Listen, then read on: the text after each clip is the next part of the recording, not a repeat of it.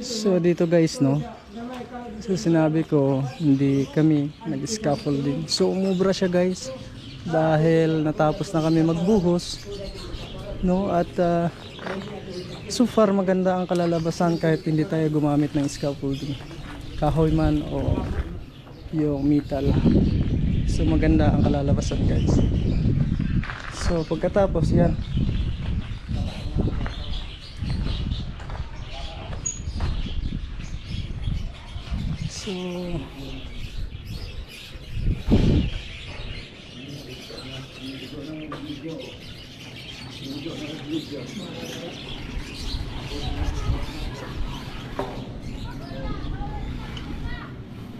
so ito na yun guys, no, yung ating binuo na project na hallway, yung sinabi ko papunta dito.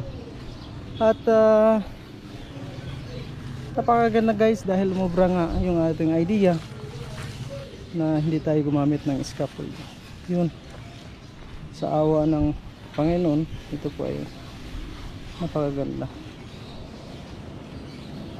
Success tayo guys sa ating idea kahit na walang scaffolding. So ito lang yung ating ginawang ano guys, pasok pang suporta itong bar na ito.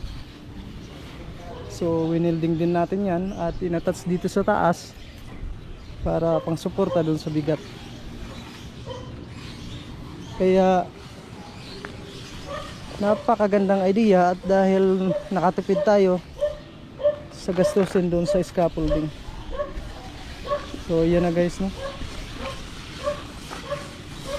maganda na siya, naging isang ano na naman, isang project na nabuo natin kahit na medyo mahirap at napakainit. So next guys, ito na naman yung ating target sana at pagawaan tayo ng Panginoon na mabuo ulit ito. So malaki-laking ano pa trabahuin. So yun guys, no, sana nakapag-share ako ng idea dito sa ginawa namin kahit hindi kami gumamit ng scaffolding.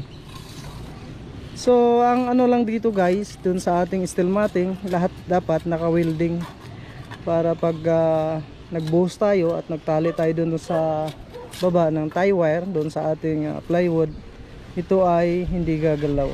So dun sa mga gustong tumipid, ito po ay napakagandang idea, pero sigurawin lang ninyo guys na ang steel matting ninyo ay naka-weld ng napakaigi para hindi babagsak. So ulit guys, no, hindi po kami gumamit dito ng ini scaffolding, metal man o kahoy. Wala pong naka suporta doon sa baba ito guys. Yan lang po yung tatlong bar na yan guys, no, yung nakatat sa taas. Yun lang po yung sumusuporta doon sa bigat. Pero so far umubra yung ating idea at napakaganda. So pinapantay lang nila guys para hindi bibiyak-biyak yung ating simento dahil napakainit. So pagkatapos, yun na, napakaganda.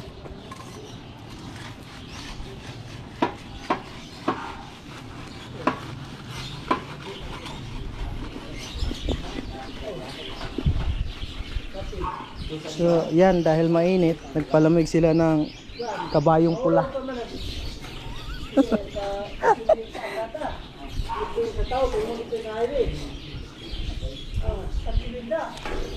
Pag pagod, ayan, yan yung regalo guys, kabayong pula. So pampabalik doon sa lakas na nawala sa kanila. At itong kuya ko gumawa ng kilawin. So ang tawag dito guys ay sinuglaw. Ito isda at saka yung baboy na yan paghaluin, so kilawin. At pagkatapos yun na yun, yung kabayong pula, pampalamig daw dahil mainit ang panahon pagkatapos ng trabaho. Kabayong pula. So yan ang pinakamasarap daw na beer. Isa na rin ako dyan. So ito guys.